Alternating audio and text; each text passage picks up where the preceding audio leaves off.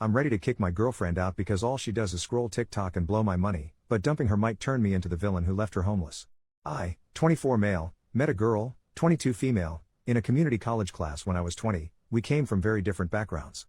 I was middle class trying to find a cheaper way to go to college, and she was living in almost poverty going to school because she was forced to by her parents who were threatening to kick her out. She dropped out about a year into her schooling while I continued and finished. During her first year we formed a relationship and she moved into my apartment more or less. Her relationship with her parents is pretty much non-existent and she has little to no outside friends besides one or two women she knew from high school, who are deadbeats in my opinion. I make around $80,000 a year so we live relatively comfortably, but there's still some strain on finances. I can't exactly say when I started losing feelings, but the fact that she refuses to work, will not cook and wants to eat out every day, does not want to go to school, and continuously wants to buy and spend money on clothes and other stuff just slowly started grating me more and more. I work in a female-dominated workplace, and seeing, having conversations, and interacting with coworkers who have so much going for them, have fun hobbies, and aspirations makes it all the more worse when your girlfriend is chronically online and spends 7 hours a day scrolling through Instagram or TikTok reels and thinks having sex is all she needs to do on her end. Our relationship isn't bad, we have fights every now and then like an average couple, have an active sex life, but that's pretty much it. From her perspective if I broke up with her it would be out of nowhere, but I'm pretty much done, and know I could move on quickly and have nothing to be regretful about as shitty as it sounds. The problem comes in her having no job, no finances, almost no friends, and no family support unit. I'm not a monster, I don't want to make someone virtually homeless, but I don't want to be stuck with someone who has nothing going for them either. I don't know what to do. Update the next day. For starters I want to thank everyone for all the advice I was given on the last thread as it helped me formulate how I would go about doing this. When I made that post I was having an extremely bad day and didn't expect it to blow up like it did, so I don't think I was able to give her a fair defense. Also I got dozens of messages, ranging from asking me to hand out her contact info so they could take her in as a live-in ex-girlfriend, to helpful advice telling me to start hiding anything valuable. When I had said that she had come from poverty, her father is a laborer while her mother also lives a similar lifestyle to how she lives now. Their home is maybe 1,100 square feet and in a terrible place in town, and given her father's past ultimatum, I don't think he will take her back as she hasn't been back home in years. Yes, I have talked to her about this, since January maybe 3 times. Either by gently telling her it would be nice if she went out more to find a hobby at the very least to flat out saying she was wasting away on her phone and that she needs to get a job or go back to school. Each time she either changed the subject, makes it a joke, or follows through for a couple of days before going back to her usual self. She is a kind partner, who asks me about my day, always tries to make me laugh or lighten the mood when I get annoyed, and generally shows a lot of affection. Which makes me feel terrible when none of that works anymore, and I just see her as another person. Now for the confrontation. Last night when we were both getting ready for bed, I didn't take my clothes off and instead just stood there telling her we needed to talk. At first she was just smiling and jumping up and down on the bed with her knees thinking I wasn't as serious as I was, but eventually she was able to read the mood. I told her something wasn't feeling right anymore, that I've tried to make this work and be patient with her for the past few years, but I didn't know how much more time I was willing to spend waiting for her to get a job, go back to school, or just get a hobby if anything. I told her that it annoyed and grated me that she just didn't seem to care about herself, and that I hated she had no goals or aspirations. This was probably the first time in a long time she was as attentive as she's ever been during this conversation, and agreed to whatever I was saying, even also giving suggestions on where she can apply, what courses were starting to interest her, and even said I could look over her as she submitted applications online to make sure she wasn't lying. In her head it seemed like I was still willing to make this work, and a part of me believed this would finally be the moment that she would change. So it made the next part even harder for me and for her. At her first I told her I didn't love her the same way, which slowly but eventually led to me saying I didn't feel anything at all about this relationship and was jaded. I was tired and wanted a fresh start with someone who was more goal-oriented, and wanted something more out of life. When she realized what I was getting at, she started to cry and asked why I didn't mention this sooner, and I said I've always asked her to cook, to go out with me to try something out, or to just go back to school, even when I offered to pay for her classes. Anything. She said she understands that part, but was upset why I didn't say it was leading to me losing interest in her, because from her perspective it seemed as if I still loved her all the same. She started apologizing, saying she wasn't in the right mental state and saying nothing was motivating her, and she genuinely had no interest in any hobbies. The only thing she liked was spending time with me, which is all she looked forward to in the day when I came home. None of this was really affecting my emotions besides making me feel uncomfortable, so I tried to continue by saying, I think her lifestyle would be better with another person, but she immediately cut me off and became more panicked. She started to apologize again for what she's done and said she would be a better girlfriend, that she would go with me tomorrow to wherever I wanted to go, and would look for courses in August that she could start doing. But she did not want to lose me since she had nothing else in life, and absolutely hated that I stopped loving her. There were so much tears and snot that I said we would have this conversation again when she calmed down, and we eventually did in an hour or so. She pleaded to give her 2 months to make a change and give her another chance, and promised that she would change. Again she listed off all the places she would apply to and said she would be a better partner. I never wanted to make her homeless, So this seemed like a good settlement, even though I still had my doubts. I then reaffirmed that I wanted to see other people, but she seemed much more adamant on this issue than the aspirations issue that she would be able to fix this. She said just give her a month to try and make the relationship work, and asked me again and again on what she could do to make her love her again, and that she didn't want me to hate her. She said that this was the worst part of it all, in the only person that she had just being done. It seemed as if she was about to break down again, so I said okay, we'll see how this relationship is in a month. In my mind, if I'm allowing her 2 months to get back on her feet, then by a month she would already be ready to move on. I also didn't want her to suffer a complete mental breakdown while I was still living her, so giving her a month to let her fix the relationship would give her enough time to accept things. I slept on the couch last night, and will probably continue doing so for a while. She came out at about 3 a.m. wanting to talk some more, but I said I was exhausted and we would do it tomorrow. She then slept on the floor beside me for the rest of the night, apologizing again. When I told her to stop, she silently said okay and sobbed for a bit under her blanket. But that's everything that's happened, so far. This was one of the hardest things I've ever had to do, but I regret nothing and feel much better letting everything out. I don't know how this situation will be in 2 months, but I was firm that it was the deadline. This post will probably get buried, so I probably won't do another update since I don't think anyone will care about this in a week or a month, but I will definitely private message those of you who have been helping me through this on how it turns out, or those who just want to be updated.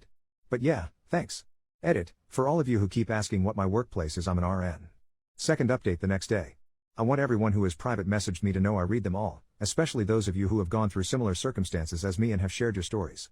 I've been doing some self-reflecting and think I know how I want to go about this that will help with my lack of communication skills. I know I'm not a perfect person, but I still stand by my decisions I made that night 100% through and through. I might post an update sooner in a week or so, as the day after our fight am filled with a bit more hope than usual. Don't know how long it will last, but better make use of it. But again, just wanted to post this for everyone sharing your stories with me privately, as I can't message you all, as it's been helping me make decisions on what to do about this all immensely. Third update 1 week after the original post. Hey all, it's been about a week since my last post and thought I'd give an update. I find it easier to write than to speak in many situations, so this has been a great way to help my decisions and clear my head. Writing everything down has helped tremendously, and I will continue to do so until this is all over, and I will nuke everything afterwards. After the night confrontation, we didn't really speak all too much at home, with it being dry and awkward for a day or two, but I have been told I'm a workaholic by nature, so it was easy for me to stay at the hospital as a distraction, but in that time she did start to cook again. We weren't in the mood to go out to eat together. Eventually though, I sat down with her after she asked for a more thorough conversation on why I felt our relationship was failing. She promised not to cry or get upset, but wanted me to be 100% upfront so she had a better way of understanding, stating she wanted to try everything to fix this. I was really apprehensive about this, and I can't really explain why, but given being together for 4 years, I wanted to at least make an effort myself out of respect, even though a large part of me was angry for even doing so, as I feel I've never had the same from her. There have been many different camps in my last update, the main ones being kick her out immediately and leave her before it gets worse, try to find a way to fix our relationship, or end the relationship altogether but continue living with someone who would probably become absolutely neurotic. If I was going to let her stay for 2 months, I would absolutely not be dealing with that. I took consideration in all these main advice discussions and read through almost every reply. Even the most assumptive, bizarre and downright unhinged Redditor takes. More importantly, I took heavy influence of those who have shared with me their past stories, which either led to them being stuck in loveless relationships for years or eventually being able to overcome their problems and have an even stronger connection. Thank you again for your private messages. I read through a lot of your lives. Now for our conversation. She said she saw something on TikTok where couples put a phone on a table with a timer and wanted to do something similar, for each person to air what made them upset. I said that was dumb. If we were going to talk about our problems, it would be better if there was no time limit. She eventually agreed and said I could go first, asking me first when was the time that I completely lost my love in her. As I said before, it was never one action, but a grating feeling that got worse and worse until it got to this point, and I told her that, so she then asked when was the time I felt the most angry. I said it would take some time to think for me, and she said that was fine. After a few minutes something came to mind. I couldn't formulate the right words at first, but it eventually just started to come out. I told her the worst time was when I was first starting at my hospital. To keep it short, the tempo was brutal. It was constant work with little to no downtime, as I was constantly learning new things that school would have never taught me, while being expected to be able to handle it as a professional. It was without a doubt the most stressed I've ever been, and I feel like other RNs can relate here. That year hardened the way I think now. That hard work does pay off, if you have the drive and the passion. I told her I think that was when I started losing feelings the fastest, seeing her at home doing absolutely nothing. Coming home to no food made, to her not working a job, to her not learning anything, completely stuck to the internet with nothing to show for it. I said it made me even more upset when I had given suggestions for jobs with pretty easy schedules, or to find a new interest in school that would pan out better than last time, only to be rejected at my every attempt. I told her flat out that it disgusted me. She asked me why I didn't make this a bigger issue at the time, that I should have communicated this to her, but I said there's some things that shouldn't have to be said. I should /n''t/ have to remind her to wash her ass, eat, do something other than mindlessly scrolling on her phone for hours at a day, every day. I also told her that after coming home from the hospital during more stressful days, the last thing I wanted was to spend my time begging my girlfriend to do something productive, so I held my tongue and settled as she was still nice and caring. I had no other reasons to end it, and so the resentment grew worse from then on. It was around here that I became more mean to my regret now, but I will still input it as I have everything else. I told her that when she dropped nursing, I was upset since I felt that she was more than capable of doing what I had done. But after spending more time in the relationship, and spending more time getting to know her, I knew that with the type of person she was there was no way she could have ever finished. Which is why I suggested easier and more laid-back jobs, less demanding majors for school, shit. Even if she just cooked or found an interesting hobby at that point, I would have appreciated it. Still, she chose to do nothing for years. It's just the type of person she was and why I felt done for her romantically over time. She asked me if I hated her, and I said I didn't know. I told her she was very loving and kind, but I hated how she handled her life to this point. That I felt no ill will towards her after airing everything out, but I also felt nothing else. I just felt done and ready to move on. Throughout this conversation we kept eye contact, and there were times it seems like she would break, but like she said, she remained as calm as she could while I said what I had to say. I told her I was done and she could say her piece now, but she asked if we could continue the conversation later and locked herself in our room for the rest of the day. The next day we sat down again and finished the conversation. She told me that she thinks she's depressed, saying that she didn't feel sad before that night, just had no motivation of doing anything. I had a couple of messages telling me to ask her to get tested for ADHD, but when I started bringing it up she was very adamant that is not something she felt comfortable with. I knew she didn't like needles or going to the hospital in general, but her flat out refusing to get tested for disorders when I told her it was not at all like a regular hospital visit surprised me. She asked me if she was able to change in her behaviors, would I give her another chance? I said I didn't know, as I felt nothing right now and didn't know if her doing it would bring any feeling back. Especially since it took my breaking point to do so. She asked if there was any compromise, and I told her again, if in a month I felt like there was enough reason to stay together I would, but that there was no guarantee that my feelings would return. But I would match any effort she also put out. She was frustrated by my answer, but I said that's how it would be. She gave me a piece of paper to look at that she was working on last night that had a list of hobbies and interests she wanted to look into, the two major ones being photography and cooking again. She told me that she was looking into these while also showing me her phone, giving proof that she was putting in applications on Indeed and Glassdoor for some entry-level positions that she might get hired in. I told her if she was able to show enough passion or interest in these hobbies that she showed, I would not care about her working, just anything to improve herself. But if she didn't do anything at all, then it would be best to look for a new job to help her if she moves out. I've also been asked in private messages if I have any personal friends to talk to. There's 2 female coworkers I confide some information in given how many hours we work together at our hospital, and who I completely trust as in my opinion they are extremely grounded. They both said I would eventually get love bombed and this would all go back to how it once was, and that I needed to stand firm with moving on. They've very helpful friends who have even offered to let me stay over for a few nights, giving the reason that I would fall for her manipulation if I continued being anywhere near her, in their own words. But it didn't feel right since I'm still technically in a relationship, but I said I would consider it if the situation worsened. But again, I find them grounded, so I always try to take their advice to heart. Despite numerous messages from you all privately or openly telling me that this will be a mistake, I want to make the attempt to give this one last try. Though I feel heavily closed and guarded and still feel indifferent with our current situation. But a lot of you have told me this can eventually change with enough work from both parties. I have also taken the advice of those saying to cut off sex, which was my intention from the start anyway, by continuing to sleep in the living room. But each day she has been sleeping on the floor right below me, even when I tell her I'd rather be alone with my thoughts, telling me this is something she would not accept. But that's everything so far. Next update will probably be at the month mark, as there's nothing else I feel like I need to say for now, just waiting to see if things can get better now that we're working on this somewhat. Fourth update 3 weeks after the original post. Hello. A lot has happened in the past 2 weeks. It's actually felt more like a month with how much has gone down. My girlfriend was very proactive last week. It was a manic influx of energy as she tried to get interested in many different things that she thought she could enjoy. I kept my promise in meeting her halfway and tried my best at helping her in whatever way I could. The only real interest that she's been mainly sticking with is photography. I've said before that she has a stockpile of clothes that she's had over the years, and she sold a few of them on Depop in order to get enough money to get a Canon 250D camera that she says is good for starting out. She's looked a lot more into this than me. I strongly assume she stuck with this hobby as it gave her a chance to spend more time with me, as she continued asking me to go out into the city to take pictures and test out her camera. Given that I had promised to match her energy and didn't want to be a hypocrite, I did so even when I came home from longer shifts at the hospital. There was a major change in her behavior, however. While she usually was a very loving and affectionate partner, it had been turned up to its max during the first week. She asked me maybe 8 times a day how I was doing, if I was upset, what I wanted to do for the rest of the day, etc., just trying to gauge my mood. When we went out, her PDA was also maxed. She wanted to kiss, hold hands, and spend the night out as long as possible, even when I said I had to go in early to work the next day. It's hard to describe in words what she was doing. I don't know if it was exactly love bombing, but with the energy she putting out, I was fully expecting a crash to come, and it did during the second week. I'll talk about that in another post. There was only so much I could handle before I needed a break, especially with how I was still feeling after everything that had happened prior. My friends at work are the only other people I have been engaging with, and I've told them everything that has been happening. They warned me again that I was getting love bombed like they predicted, and it would only get worse. They asked me what I would do if I was stuck with her longer than 2 months, and I said my lease would be ending soon, so it was helping ease my mind, as I wouldn't mind moving if this all turned out for the worse, while still giving her enough time of a heads up. They stated their concerns that I was coming to work more tired than usual and it was getting noticeable, but I told them that I felt fine. During the weekend they had insisted that I go out with them to help my mood, stating that too much time in my apartment was not good for my health in my current situation. I declined when first offered, but after being asked again the day of, I agreed, and for most of the day I was with them having a really good time. In fact, it helped to regain my mood considerably. Naturally, my girlfriend was wondering where I had been the entire day, but I told her I had been with friends, and even though she was disappointed we couldn't go out for the day, I promised her we would spend all day tomorrow together. I get continued messages that I should immediately drop my friends and that they are manipulating me and my decisions, and think what you may, I know they are good people who look out for me. They played a large part in me quitting smoking this year, which although has made me more anxious at times, has helped with my health considerably.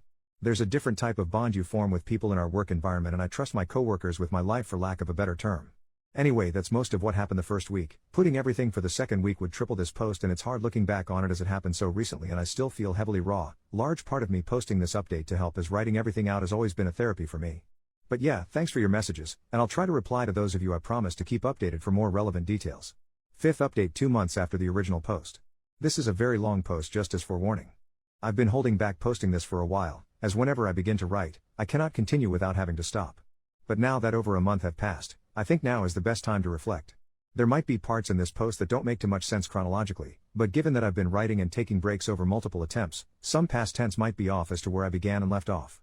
When I said the crash of emotions would come, I was right. It was ugly, loud, and could have been easily prevented in parts. When I posted my last update, I was not in the right mental state, so reflecting on the week before and writing helped to calm my nerves. I'm also a bit embarrassed to admit that I started to smoke a bit again, but it also helped tremendously in my mental, which was getting close to crash as of recent, and without the help of my friends I didn't have much else to turn to. This breakdown was something I could not tell them since I didn't want them stepping in. There had been a point where my girlfriend was in a not so well mood during one of our outings to the city. After returning home, she had said I was being dismissive, and if I felt angry or upset with her. Trying to be better with communicating, I said that I was getting uncomfortable with her constant need of affirmation and affection, as it was continually constant. Given that she was still sleeping in the living room at night, I was getting no time alone to myself at all while at home, and after so many outings, I was starting to get physically and emotionally drained. Truthfully, I felt physically tired more than anything, and given what my coworkers and my girlfriend say, it tends to show on my face more worse than it is. My girlfriend seemed to take this heavily, and didn't attempt to talk with me for the remainder of the day, along with the next, but was in a much more brooding mood during the second.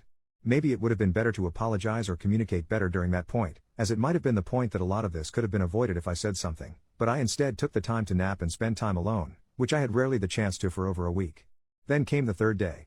A lot happened over the course of this day, and a lot was said, and this was where the breaking point occurred, which caused further problems throughout the following week. I will try to be as thorough as I can, remembering everything that happened, from the start of the day to the end. When I had woken up, I had left without saying goodbye or speaking to my girlfriend, as I was almost running late. Normally I at least check on her to see what she's doing before I leave. She had been sleeping in our room for the last few days since her mood dropped. My mood was higher than usual during work, as I was rested, had my alone time, and was just genuinely having a nice time at the hospital, which didn't happen too often. There were a few times when my coworkers would go out to eat after work, and for the past few weeks I had been declining, but on this given day I had joined them, which led to me arriving home around 9 or later. It was pretty late and I had a few drinks. This is where I begin to have trouble writing. And where I usually stop. Arriving home, I see my girlfriend sitting down in the living room, looking at me directly as I walked in, not saying a word.